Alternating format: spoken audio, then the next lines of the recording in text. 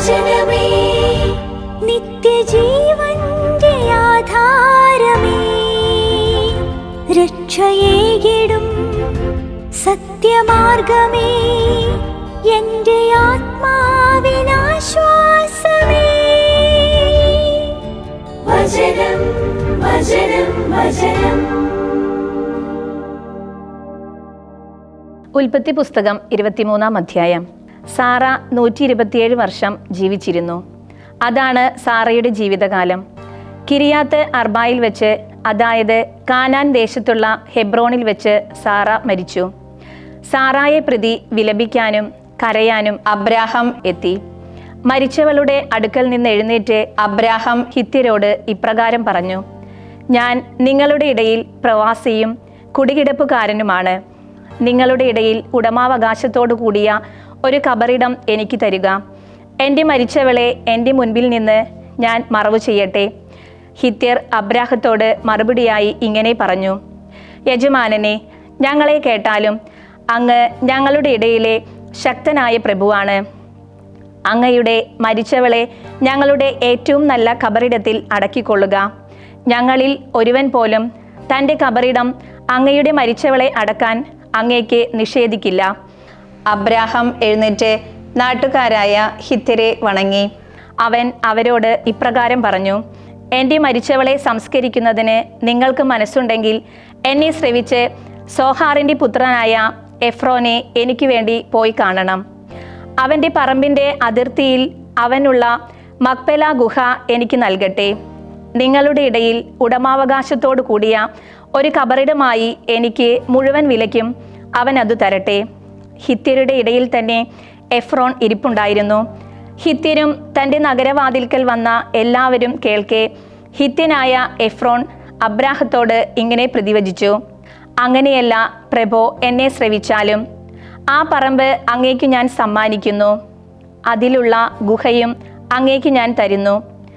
എൻ്റെ ജനത്തിൻ്റെ കൺമുൻപിൽ വെച്ച് അങ്ങേക്ക് ഞാനത് തരുന്നു. അങ്ങയുടെ മരിച്ചവളെ അടക്കിക്കൊള്ളുക. അബ്രാഹാം നാട്ടുകാർക്ക് മുൻപിൽ വണങ്ങി. നാട്ടുകാർ കേൾക്കെ അവൻ എഫ്രോണോട് ഇങ്ങനെ പറഞ്ഞു: ദയവായി എന്നെ കേട്ടാലും. ഞാൻ പറമ്പിൻ്റെ വില തരുന്നു. എന്നിൽ നിന്ന് സ്വീകരിച്ചാലും എൻ്റെ മരിച്ചവളെ അവിടെ ഞാൻ സംസ്കരിക്കട്ടെ. എഫ്രോൺ അബ്രാഹത്തോട് മറുപടിയായി പറഞ്ഞു: പ്രഭോ, എന്നെ ശ്രവിച്ചാലും 400 ഷെക്കൽ വെള്ളിയുടെ ഒരു തുണ്ട് ഭൂമി എന്നത് എനിക്കും അങ്ങേക്കും ഇടയിൽ എന്താണ്? അങ്ങയുടെ മരിച്ചവളെ സംസ്കരിച്ചു കൊള്ളുക. അബ്രാഹാം എഫ്രോനെ ശ്രവിച്ചു. ഹിത്യർ കേൾക്കെ എഫ്രോൺ പറഞ്ഞ 400 ഷെക്കൽ വെള്ളി കച്ചവടക്കാരുടെ ഇടയിലെ നടപ്പനുസരിച്ച് അബ്രാഹാം എഫ്രോണിന് തൂക്കിക്കൊടുത്തു. അങ്ങനെ അവൻ മാമ്രേക്കടുത്ത് മക്പെലായിലുള്ള എഫ്രോന്റെ പറമ്പും അവിടെ ഉണ്ടായിരുന്ന ഗുഹയും പറമ്പിലും അതിൻ്റെ ചുറ്റതിർത്തികളിലുമുള്ള എല്ലാ വൃക്ഷങ്ങളുമടക്കം കരാറുറപ്പിച്ചു. ഹിത്യരുടെയും നഗരവാതിൽക്കൽ വന്നവരുടെയും സമക്ഷം അബ്രാഹത്തിന് അത് അവകാശമായി തീർന്നു. അതിനുശേഷം അബ്രാഹാം തൻ്റെ ഭാര്യ സാറായെ മാമ്രേക്ക് മുമ്പിൽ മക്പെലായിലെ പറമ്പിലുള്ള ഗുഹയിൽ, അതായത് കാനാൻ ദേശത്തെ ഹെബ്രോണിൽ സംസ്കരിച്ചു. അങ്ങനെ ആ പറമ്പും അതിലെ ഗുഹയും ഹിത്യരിൽ നിന്ന് തനിക്ക് ഉടമാവകാശമുള്ള കബറിടമായി അബ്രഹാം ഉറപ്പിച്ചു. ഉൽപ്പത്തി പുസ്തകം 24-ാം അധ്യായം. അബ്രഹാം പ്രായം ചെന്ന് വൃദ്ധനായി. കർത്താവ് എല്ലാറ്റിലും അബ്രാഹത്തെ അനുഗ്രഹിച്ചു. തനിക്കുള്ള എല്ലാറ്റിൻ്റെയും കാര്യസ്ഥനായ തൻ്റെ ഭവനത്തിലെ മുതിർന്ന വൃദ്ധനോട് അബ്രഹാം പറഞ്ഞു: നിന്റെ കൈ എൻ്റെ തുടയുടെ കീഴെ വയ്ക്കുക. ഞാൻ പാർക്കുന്ന ഈ നാട്ടിലെ കാനാൻകാരുടെ പെൺമക്കളിൽ നിന്ന് എൻ്റെ പുത്രന് ഭാര്യയെ തിരഞ്ഞെടുക്കുകയില്ലെന്ന് ആകാശത്തിൻ്റെ ദൈവവും ഭൂമിയുടെ ദൈവവുമായ കർത്താവിനെ കൊണ്ട് നിന്നെ ഞാൻ സത്യം ചെയ്യിക്കുന്നു. എൻ്റെ നാട്ടിൽ എൻ്റെ സഹചരുടെ പക്കൽ ചെന്ന് എൻ്റെ പുത്രൻ ഇസഹാക്കിന് നീ ഭാര്യയെ കൊണ്ടുവരണം. അപ്പോൾ ആ ദാസൻ അവനോട് ചോദിച്ചു: ഒരു പക്ഷേ ആ സ്ത്രീ എൻ്റെ പിന്നാലെ ഈ നാട്ടിലേക്ക് വരാൻ തയ്യാറല്ലെങ്കിൽ അങ്ങ് പുറപ്പെട്ടു പോന്ന ആ നാട്ടിലേക്ക് അങ്ങയുടെ പുത്രനെ ഞാൻ ഉറപ്പായും തിരിച്ചു കൊണ്ടുപോകണമോ? അബ്രഹാം അവനോട് പറഞ്ഞു: എൻ്റെ പുത്രനെ ഒരിക്കലും അങ്ങോട്ട് തിരിച്ചു കൊണ്ടുപോകാതിരിക്കാൻ നീ ശ്രദ്ധിക്കണം. എൻ്റെ പിതൃഭവനത്തിൽ നിന്നും ജന്മനാട്ടിൽ നിന്നും എന്നെ കൊണ്ടുവന്നവനും എന്നോട് സംസാരിച്ചവനും നിന്റെ സന്തതിക്ക് ഈ നാട് ഞാൻ നൽകുമെന്ന് എന്നോട് വാഗ്ദാനം ചെയ്തവനുമായ ആകാശത്തിൻ്റെ ദൈവവുമായ കർത്താവ് തന്നെ തൻ്റെ ദൂതനെ നിനക്ക് മുമ്പേ അയക്കും. നീ അവിടെ നിന്ന് എൻ്റെ പുത്രന് ഒരു സ്ത്രീയെ കൊണ്ടുവരണം. എന്നാൽ ആ സ്ത്രീ നിന്റെ പിന്നാലെ വരാൻ തയ്യാറല്ലെങ്കിൽ എൻ്റെ ഈ ശപഥത്തിൽ നിന്ന് നീ മുക്തനായിരിക്കും. എൻ്റെ പുത്രനെ അങ്ങോട്ട് മടക്കരുതെന്നു മാത്രം. അപ്പോൾ ഭൃത്യൻ തൻ്റെ യജമാനനായ അബ്രാഹത്തിൻ്റെ തുടയുടെ കീഴെ തൻ്റെ കൈവച്ച് ആ കാര്യത്തെ പ്രതി സത്യം ചെയ്തു. അനന്തരം ഭൃത്യൻ യജമാനൻ്റെ ഒട്ടകങ്ങളിൽ നിന്ന് 10 ഒട്ടകങ്ങളെയും കൊണ്ട് യാത്രയ്ക്കൊരുങ്ങി. യജമാനൻ്റെ എല്ലാ വിശിഷ്ട വസ്തുക്കളും അവൻ്റെ കൈവശമുണ്ടായിരുന്നു. അവൻ എഴുന്നേറ്റ് നാഹോറിൻ്റെ പട്ടണമായ അറംനഹാറാമിലേക്ക് പോയി. സായംകാലത്ത് വെള്ളം കോരുന്നവർ വരുന്ന സമയത്ത് അവൻ ഒട്ടകങ്ങളെ പട്ടണത്തിനു വെളിയിൽ വെള്ളമുള്ള ഒരു കിണറിനടുത്ത് കിടത്തി. എന്നിട്ട് അവൻ പ്രാർത്ഥിച്ചു, എൻ്റെ യജമാനനായ അബ്രാഹത്തിൻ്റെ ദൈവമായ കർത്താവേ, ഇന്ന് എനിക്ക് ഇത് സാധിച്ചു തരണമേ. എൻ്റെ യജമാനനായ അബ്രാഹത്തോട് കരുണ ചെയ്യണമേ. ഇതാ ഞാൻ നീരുറവയ്ക്കരികിൽ നിൽക്കുകയാണ്. നഗരത്തിലെ ആളുകളുടെ പെൺകുട്ടികൾ വെള്ളം കോരാൻ പുറപ്പെട്ടിട്ടുണ്ട്. എനിക്ക് കുടിക്കാനായി നിന്റെ കുടം ചായച്ചു തരിക എന്ന് ഞാൻ പറയുമ്പോൾ കുടിച്ചു കൊള്ളുക, നിന്റെ ഒട്ടകങ്ങൾക്കും ഞാൻ കുടിക്കാൻ കൊടുക്കാം എന്ന് ഏത് പെൺകുട്ടി പറയുന്നുവോ അവളായിരിക്കും അങ്ങയുടെ ദാസനായ ഇസഹാക്കിനു വേണ്ടി അങ്ങ് നിശ്ചയിച്ചിട്ടുള്ളവൾ. എൻ്റെ യജമാനനോട് അങ്ങ് കരുണ ചെയ്തിരിക്കുന്നുവെന്ന് അവൾ മൂലം ഞാൻ അറിയും. അവൻ പറഞ്ഞു തീരും മുൻപ് ഇതാ അബ്രാഹത്തിൻ്റെ സഹോദരൻ നാഹോറിൻ്റെ ഭാര്യ മിൽക്കായുടെ പുത്രൻ ബെത്തുവേലിന് ജനിച്ചവളായ റെബേക്ക വരുന്നു. അവളുടെ തോളിൽ ഒരു കുടമുണ്ടായിരുന്നു. ആ പെൺകുട്ടി കാണാൻ അതിസുന്ദരിയും കന്യകയും പുരുഷനെ അറിയാത്തവളുമായിരുന്നു. അവൾ ഉറവയിലേക്കിറങ്ങി തൻ്റെ കുടം നിറച്ച് കയറി വന്നു. ആ ഭൃത്യൻ അപ്പോൾ അവളുടെ അടുത്തെത്താൻ ഓടി. അവൻ പറഞ്ഞു, ദയവായി നിന്റെ കുടത്തിൽ നിന്ന് കുറച്ച് വെള്ളം എനിക്ക് കുടിക്കാൻ തരിക. പ്രഭോ, കുടിച്ചാലും. അവൾ പറഞ്ഞു. തിടുക്കത്തിൽ കുടം തൻ്റെ കരത്തിലേക്ക് താഴ്ത്തി അവൾ അവനെ കുടിക്കാൻ കൊടുത്തു. അവൻ കുടിച്ചു കഴിഞ്ഞപ്പോൾ അവൾ പറഞ്ഞു, താങ്കളുടെ ഒട്ടകങ്ങൾക്കും അവ കുടിച്ചു തീരുവോളം ഞാൻ വെള്ളം കോരാം. അവൾ വേഗം വെള്ളം തൊട്ടിയിലേക്ക് പകർത്തി. വെള്ളം കോരാൻ വീണ്ടും കിണറ്റിങ്കിലേക്കോടി. അവൻ്റെ ഒട്ടകങ്ങൾക്കെല്ലാം വെള്ളം കോരി. അയാൾ അവളെ സാഗൂതം നോക്കി നിന്നു. തൻ്റെ വഴി കർത്താവ് ശുഭമാക്കുന്നോ ഇല്ലയോ എന്നറിയാൻ അയാൾ നിശബ്ദനായി നിന്നു.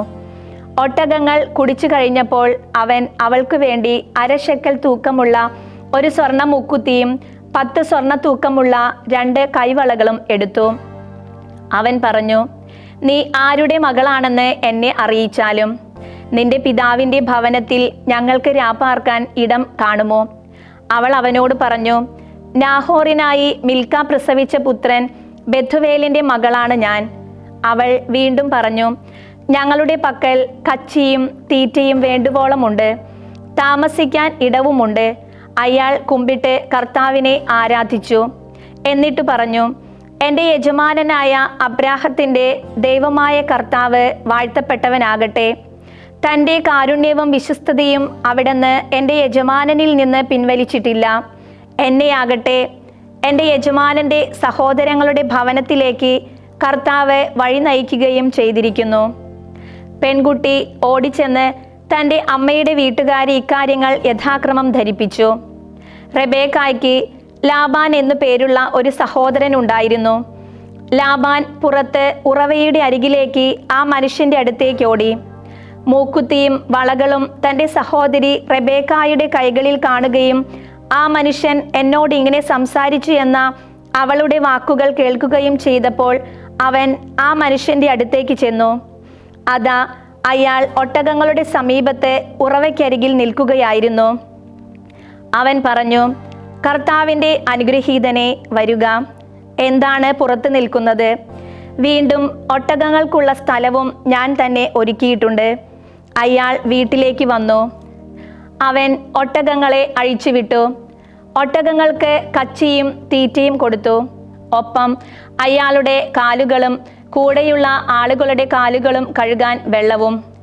തൻ്റെ മുൻപിൽ ഭക്ഷണം വിളമ്പവേ അയാൾ പറഞ്ഞു, എൻ്റെ ദൗത്യം പറയാതെ ഞാൻ ഭക്ഷണം കഴിക്കുകയില്ല, പറഞ്ഞുകൊള്ളുക. അവൻ പറഞ്ഞു. അപ്പോൾ അയാൾ പറഞ്ഞു, അബ്രാഹത്തിൻ്റെ ഭൃത്യനാണു ഞാൻ. കർത്താവ് എൻ്റെ യജമാനനെ സമൃദ്ധമായി അനുഗ്രഹിച്ചിരിക്കുന്നു. അദ്ദേഹം വലിയവനായി തീർന്നിരിക്കുന്നു. ആടുമാടുകളും വെള്ളിയും സ്വർണവും ദാസന്മാരെയും പരിചാരികമാരെയും ഒട്ടകങ്ങളെയും കഴുതകളെയും അവിടുന്ന് അദ്ദേഹത്തിന് കൊടുത്തിരിക്കുന്നു. എൻ്റെ യജമാനൻ്റെ ഭാര്യ സാറ അവളുടെ വാർദ്ധക്യത്തിൽ എൻ്റെ യജമാനന് ഒരു പുത്രനെ പ്രസവിച്ചു. തനിക്കുള്ളതെല്ലാം അദ്ദേഹം അവനാണ് കൊടുത്തിരിക്കുന്നത്. എൻ്റെ യജമാനൻ എന്നെ കൊണ്ട് ഇങ്ങനെ സത്യം ചെയ്യിച്ചിരിക്കുകയാണ്, ഞാൻ പാർക്കുന്ന നാട്ടിലെ കാനാൻകാരുടെ പുത്രിമാരിൽ നിന്ന് എൻ്റെ മകനെ വധുവിനെ നീ തിരഞ്ഞെടുക്കരുത്, മറിച്ച് എൻ്റെ പിതൃഭവനത്തിൽ എൻ്റെ വംശക്കാരുടെ പക്കൽ ചെന്ന് എൻ്റെ പുത്രനെ ഭാര്യയെ കൊണ്ടുവരണം. ഞാൻ എൻ്റെ യജമാനനോട് ചോദിച്ചു, ഒരു വേള ആ സ്ത്രീ എൻ്റെ പിന്നാലെ വന്നില്ലെങ്കിലോ? അദ്ദേഹം എന്നോട് പറഞ്ഞു, ഞാൻ ആരുടെ മുൻപിൽ വ്യാപരിക്കുന്നുവോ ആ കർത്താവ് തൻ്റെ ദൂതനെ നിന്റെ കൂടെ അയച്ച് നിന്റെ വഴി ശുഭമാക്കും. എൻ്റെ വംശക്കാരിൽ നിന്ന് എൻ്റെ പിതൃഭവനത്തിൽ നിന്ന് എൻ്റെ പുത്രന് നീ ഒരു സ്ത്രീയെ കൊണ്ടുവരിക തന്നെ ചെയ്യും. എൻ്റെ വംശജരുടെ അടുത്ത് ചെല്ലുന്നത് കൊണ്ട് തന്നെ നീ എൻ്റെ പ്രതിജ്ഞയിൽ നിന്ന് വിമുക്തനാകും.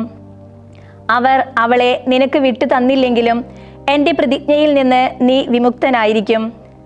ഇന്നു ഞാൻ ഉറവയ്ക്കരികിൽ വന്നപ്പോൾ പറഞ്ഞു, എൻ്റെ യജമാനനായ അബ്രാഹത്തിൻ്റെ ദൈവമായ കർത്താവേ, ഞാൻ സഞ്ചരിക്കുന്ന വഴി ശുഭമാക്കാൻ അങ്ങ് മനസ്സാകുന്നുവെങ്കിൽ ഇതാ ഞാൻ ഈ നീരുറവയ്ക്കരികിൽ നിൽക്കുന്നു. വെള്ളം കോരാൻ വരുന്ന യുവതിയോട്, ദയവായി നിന്റെ കുടത്തിൽ നിന്ന് എനിക്കല്പം വെള്ളം കുടിക്കാൻ തരിക എന്ന് ഞാൻ പറയുമ്പോൾ, കുടിച്ചു കൊള്ളുക, താങ്കളുടെ ഒട്ടകങ്ങൾക്കും ഞാൻ വെള്ളം കോരാം എന്ന് എന്നോട് പറയുന്നവളായിരിക്കും എൻ്റെ യജമാനൻ്റെ പുത്രനെ കർത്താവ് നിശ്ചയിച്ചിരിക്കുന്ന ഭാര്യ. എൻ്റെ ഉള്ളിൽ ഞാനിത് പറഞ്ഞു തീരും മുൻപ് ഇതാ തോളിൽ കുടവുമായി റെബേക്ക പുറത്തേക്ക് വരുന്നു. അവൾ ഉറവയിൽ ഇറങ്ങിച്ചെന്ന് വെള്ളം കോരി. ഞാൻ അവളോട്, ദയവായി എനിക്ക് കുടിക്കാൻ തരിക എന്ന് പറഞ്ഞു. അവൾ ഉടനെ കുടം താഴ്ത്തിക്കൊണ്ട് പറഞ്ഞു, കുടിച്ചാലും. താങ്കളുടെ ഒട്ടകങ്ങൾക്കും ഞാൻ കുടിക്കാൻ കൊടുക്കാം. ഞാൻ കുടിച്ചു. ഒട്ടകങ്ങൾക്കും അവൾ കുടിക്കാൻ കൊടുത്തു. അപ്പോൾ ഞാൻ അവളോട് അന്വേഷണാർത്ഥം, നീ ആരുടെ മകളാണ് എന്ന് ചോദിച്ചു. നാഹോറിന് മിൽക്ക പ്രസവിച്ച പുത്രനായ ബെഥുവേലിൻ്റെ മകളാണ് ഞാൻ എന്ന് അവൾ പറഞ്ഞു. അപ്പോൾ ഞാൻ അവളുടെ മൂക്കിൽ മൂക്കുത്തിയും കൈകളിൽ വളകളും അണിയിച്ചു. അതിനുശേഷം ഞാൻ കുമ്പിട്ട് കർത്താവിനെ ആരാധിച്ചു. എൻ്റെ യജമാനനായ അബ്രാഹത്തിൻ്റെ ദൈവമായ കർത്താവിനെ ഞാൻ വാഴ്ത്തി. കാരണം എൻ്റെ യജമാനൻ്റെ സഹോദരപുത്രിയെ അദ്ദേഹത്തിൻ്റെ പുത്രന് വേണ്ടി കൊണ്ടുവരാൻ അവിടുന്ന് എന്നെ നേരായ മാർഗത്തിൽ നയിച്ചു. ഇപ്പോൾ അതുകൊണ്ട് എൻ്റെ യജമാനനോട് നിങ്ങൾ കാരുണ്യത്തോടും വിശ്വസ്തയോടും കൂടെ പെരുമാറുമെങ്കിൽ എന്നോട് പറയുക, മറിച്ചാണെങ്കിലും എന്നോട് പറയുക, എനിക്ക് വലത്തോട്ടോ ഇടത്തോട്ടോ തിരിയാമല്ലോ. അപ്പോൾ ലാബാനും ബെത്തുവേലും മറുപടിയായി പറഞ്ഞു, ഇക്കാര്യം കർത്താവിൽ നിന്ന് വന്നതാണ്. ഞങ്ങൾക്ക് നിന്നോട് ദോഷമോ ഗുണമോ പറയാനാവില്ല.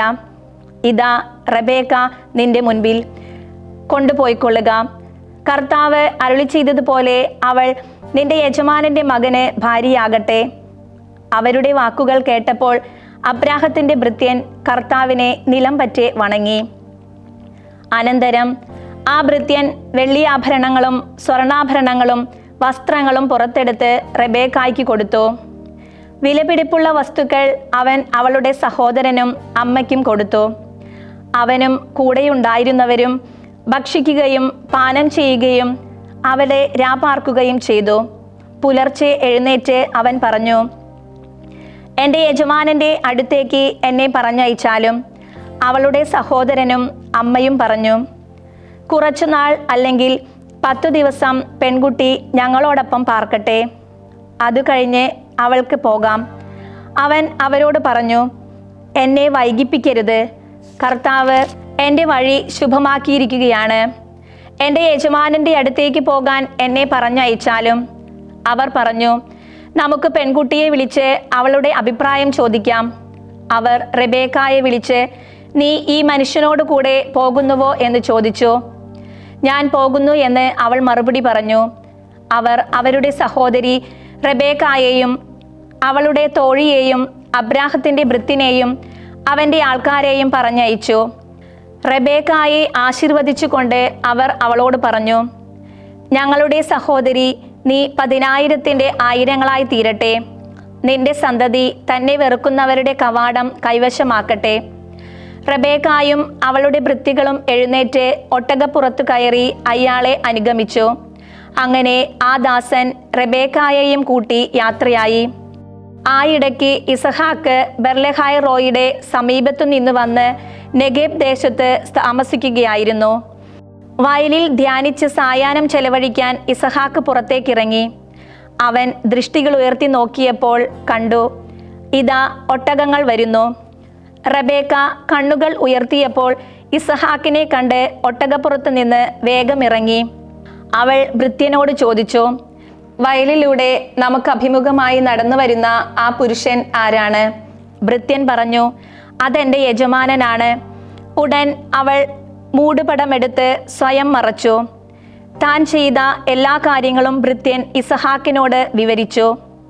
ഇസഹാക്ക് തൻ്റെ അമ്മ സാറായുടെ കൂടാരത്തിലേക്ക് റെബേക്കായെ കൂട്ടിക്കൊണ്ടുവന്നു. അവൻ അവളെ സ്വീകരിച്ചു. അവൾ അവന് ഭാര്യയായി തീർന്നു. അവൻ അവളെ സ്നേഹിച്ചു. അങ്ങനെ തൻ്റെ അമ്മയുടെ മരണശേഷം ഇസഹാക്ക് സമാശ്വാസം കണ്ടെത്തി. 20-ാം സങ്കീർത്തനം. നിന്റെ കഷ്ടതയുടെ ദിവസം കർത്താവ് നിനക്ക് ഉത്തരമേകട്ടെ. യാക്കോബിന്റെ ദൈവത്തിന്റെ നാമം നിന്നെ ഉയർത്തി നിർത്തട്ടെ. നിന്റെ സഹായം അവിടുന്ന് വിശുദ്ധ സ്ഥലത്ത് നിന്ന് അയക്കട്ടെ. സിയോനിൽ നിന്ന് നിന്നെ തുണയ്ക്കട്ടെ. നിന്റെ ധാന്യയാഗങ്ങൾ അവിടുന്ന് സ്മരിക്കട്ടെ. നിന്റെ ഹോമയാഗം അവിടുന്ന് സ്വീകരിക്കട്ടെ. നിന്റെ അഭിലാഷത്തിനൊത്ത് അവിടുന്ന് നിനക്ക് നൽകട്ടെ. നിന്റെ ഓരോ പദ്ധതിയും അവിടുന്ന് നിറവേറ്റട്ടെ. നിന്റെ രക്ഷയിൽ ഞങ്ങൾ ആരവമുതിർക്കട്ടെ. ഞങ്ങളുടെ ദൈവത്തിൻ്റെ നാമത്തിൽ ഞങ്ങൾ പതാക പാറിക്കും. കർത്താവ് നിന്റെ അപേക്ഷകളെല്ലാം നിറവേറ്റട്ടെ. കർത്താവ് തൻ്റെ അഭിഷിക്തനെ രക്ഷിക്കുമെന്ന് ഞാനിപ്പോൾ അറിയുന്നു. അവിടുന്ന് തൻ്റെ വിശുദ്ധ സ്വർഗത്തിൽ നിന്ന് രക്ഷയ്ക്കായുള്ള തൻ്റെ വലം കൈയുടെ വീരകൃത്യങ്ങളാൽ അവന് ഉത്തരമരുളും. ചിലർ രഥത്തോടെയും മറ്റു ചിലർ കുതിരകളോടെയും വരുന്നു. ഞങ്ങളാകട്ടെ കർത്താവിൻ്റെ നാമത്തിൽ ഞങ്ങളുടെ ദൈവത്തെയാണ് ഞങ്ങൾ സ്തുതിക്കുന്നത്. അവർ തകർന്നടിഞ്ഞു വീഴും, എന്നാൽ ഞങ്ങൾ എഴുന്നേറ്റ് നിവർന്നു നിൽക്കും. കർത്താവെ, രാജാവിനെ സഹായിക്കണമേ. ഞങ്ങൾ വിളിച്ചപേക്ഷിക്കുന്ന ദിനത്തിൽ ഞങ്ങൾക്ക് ഉത്തരമരുളണമേ. 21-ാം സങ്കീർത്തനം. കർത്താവെ, അങ്ങയുടെ ബലത്തിൽ രാജാവ് സന്തോഷിക്കുന്നു. അങ്ങയുടെ സഹായത്തിൽ അവൻ എത്രയധികം ആനന്ദിക്കുന്നു.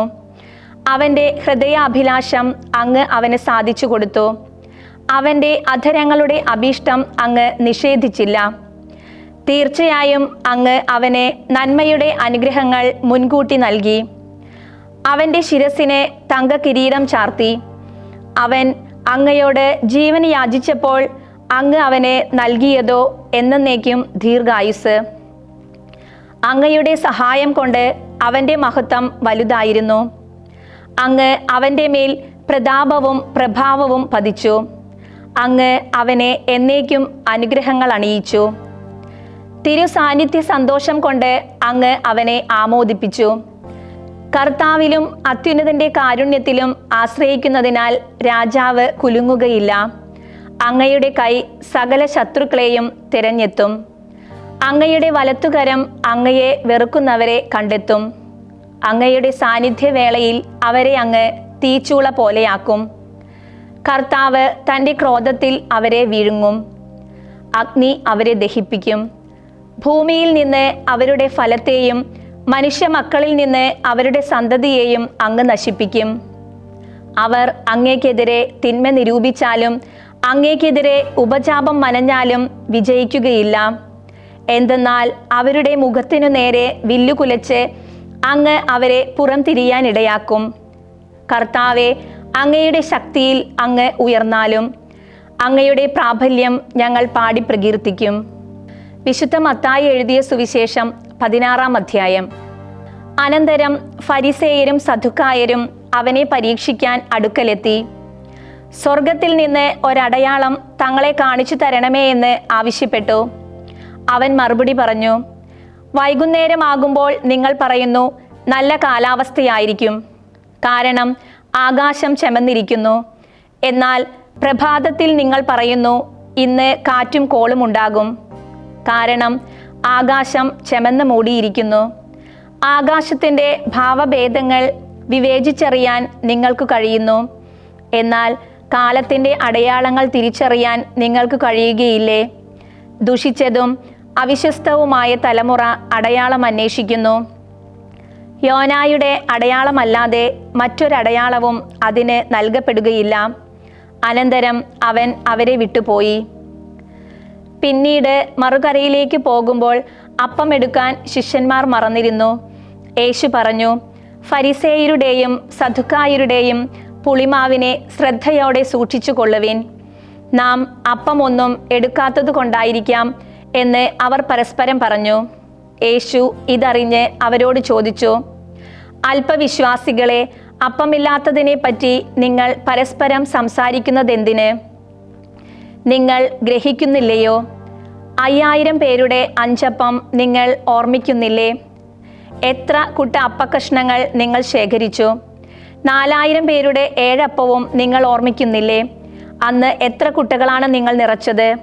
ഞാൻ അപ്പത്തെ പറ്റിയല്ല സംസാരിച്ചതെന്ന് നിങ്ങൾ മനസ്സിലാക്കാത്തത് എന്തുകൊണ്ട്? ഫരിസേയരുടെയും സദുക്കായരുടെയും പുളിമാവിനെ സൂക്ഷിച്ചു കൊള്ളുവിൻ. അപ്പത്തിൻ്റെ പുളിമാവിനെ പറ്റിയല്ല, ഫരിസേയരുടെയും സദുക്കായരുടെയും പ്രബോധനത്തെ പറ്റിയാണ് സൂക്ഷിച്ചു കൊള്ളാൻ അവൻ അരുളി ചെയ്തതെന്ന് അവർക്ക് അപ്പോൾ മനസ്സിലായി. കേസറിയ ഫിലിപ്പി പ്രദേശത്തെത്തിയപ്പോൾ യേശു തൻ്റെ ശിഷ്യന്മാരോട് ചോദിച്ചു, മനുഷ്യപുത്രൻ ആരെന്നാണ് ആളുകൾ പറയുന്നത്? അവർ പറഞ്ഞു, ചിലർ സ്നാപക യോഹന്നാൻ എന്നും മറ്റു ചിലർ ഏലിയ എന്നും വേറെ ചിലർ ജെറേമിയ അല്ലെങ്കിൽ പ്രവാചകന്മാരിൽ ഒരുവൻ എന്നും പറയുന്നു. അവൻ അവരോട് ചോദിച്ചു, എന്നാൽ ഞാൻ ആരെന്നാണ് നിങ്ങൾ പറയുന്നത്? ശിമയോൻ പത്രോസ് പറഞ്ഞു, നീ ജീവിക്കുന്ന ദൈവത്തിൻ്റെ പുത്രനായ ക്രിസ്തുവാണ്. യേശു അവനോട് അരുളി ചെയ്തു, യോനായുടെ പുത്രനായ ശിമയോനെ, നീ അനുഗ്രഹീതൻ. എന്തെന്നാൽ മാംസവും രക്തവുമല്ല, സ്വർഗസ്ഥനായ എൻ്റെ പിതാവാണ് നിനക്ക് ഇത് വെളിപ്പെടുത്തി തന്നത്. ഞാൻ നിന്നോട് പറയുന്നു, നീ പത്രോസാണ്. ഈ പാറമേൽ എൻ്റെ സഭ ഞാൻ പണിയും. നരക കവാടങ്ങൾ അതിനെതിരെ പ്രബലപ്പെടുകയില്ല. സ്വർഗരാജ്യത്തിൻ്റെ താക്കോലുകൾ നിനക്ക് ഞാൻ തരും. നീ ഭൂമിയിൽ കെട്ടുന്നതെല്ലാം സ്വർഗത്തിലും കെട്ടപ്പെട്ടിരിക്കും, നീ ഭൂമിയിൽ അഴിക്കുന്നതെല്ലാം സ്വർഗത്തിലും അഴിക്കപ്പെട്ടിരിക്കും. അനന്തരം താൻ ക്രിസ്തുവാണെന്ന് ആരോടും പറയരുതെന്ന് അവൻ ശിഷ്യന്മാരോട് കൽപ്പിച്ചു. അപ്പോൾ മുതൽ യേശു തനിക്ക് ജെറുസലേമിലേക്ക് പോകേണ്ടിയിരിക്കുന്നുവെന്നും ശ്രേഷ്ഠന്മാരിൽ നിന്നും പുരോഹിത പ്രമുഖന്മാരിൽ നിന്നും നിയമജ്ഞരിൽ നിന്നും വളരെയേറെ സഹിക്കേണ്ടി വരുമെന്നും താൻ വധിക്കപ്പെടുമെന്നും എന്നാൽ 3-ാം ദിവസം ഉയർപ്പിക്കപ്പെടുമെന്നും ശിഷ്യന്മാരെ അറിയിച്ചു തുടങ്ങി. പത്രോസ് അവനെ മാറ്റി നിർത്തി തടസ്സം പറയാൻ തുടങ്ങി. ദൈവം കനിയട്ടെ, കർത്താവേ, ഇതൊരിക്കലും നിനക്ക് ഭവിക്കാതിരിക്കട്ടെ. യേശു തിരിഞ്ഞ് പത്രോസിനോട് പറഞ്ഞു, സാത്താനെ, നീ എൻ്റെ പിന്നിലേക്ക് പോകൂ. നീ എനിക്ക് തടസ്സമാണ്, കാരണം നീ ചിന്തിക്കുന്നത് ദൈവിക കാര്യങ്ങളല്ല, മാനുഷിക കാര്യങ്ങളാണ്. അനന്തരം യേശു തൻ്റെ ശിഷ്യന്മാരോട് അരുളി ചെയ്തു, ആരെങ്കിലും എൻ്റെ പിന്നാലെ വരാൻ ആഗ്രഹിക്കുന്നെങ്കിൽ അവൻ സ്വയം പരിത്യജിച്ച് തൻ്റെ കുരിശുമെടുത്ത് എന്നെ അനുഗമിക്കട്ടെ. എന്തെന്നാൽ സ്വന്തം ജീവൻ രക്ഷിക്കാൻ ആഗ്രഹിക്കുന്നവൻ അത് നഷ്ടപ്പെടുത്തും. എന്നാൽ ആരെങ്കിലും എനിക്ക് വേണ്ടി സ്വന്തം ജീവൻ നഷ്ടപ്പെടുത്തിയാൽ അവൻ അത് കണ്ടെത്തും. ഒരുവൻ ലോകം മുഴുവൻ നേടിയാലും സ്വന്തം ജീവൻ നഷ്ടപ്പെടുത്തിയാൽ അവന് എന്ത് പ്രയോജനം? കാരണം ഒരുവൻ സ്വന്തം ജീവന് പകരമായി എന്തു കൊടുക്കും? മനുഷ്യപുത്രൻ തൻ്റെ പിതാവിൻ്റെ മഹത്വത്തിൽ ദൂതന്മാരോട് കൂടെ വരാൻ പോകുന്നു. അപ്പോൾ അവൻ ഓരോരുത്തർക്കും താന്താങ്ങളുടെ പ്രവൃത്തികൾക്കനുസരിച്ച് പ്രതിഫലം നൽകും. സത്യമായി ഞാൻ നിങ്ങളോട് പറയുന്നു, മനുഷ്യപുത്രൻ തൻ്റെ രാജ്യത്തിൽ വരുന്നത് ദർശിക്കുന്നതിന് മുൻപ് ഇവിടെ നിൽക്കുന്നവരിൽ ചിലർ മരിക്കുകയില്ല. ദൈവവചനമേ, നിത്യജീവന്റെ ആധാരമേ, രക്ഷയേകിടും സത്യമാർഗമേ, എന്റെ ആത്മാ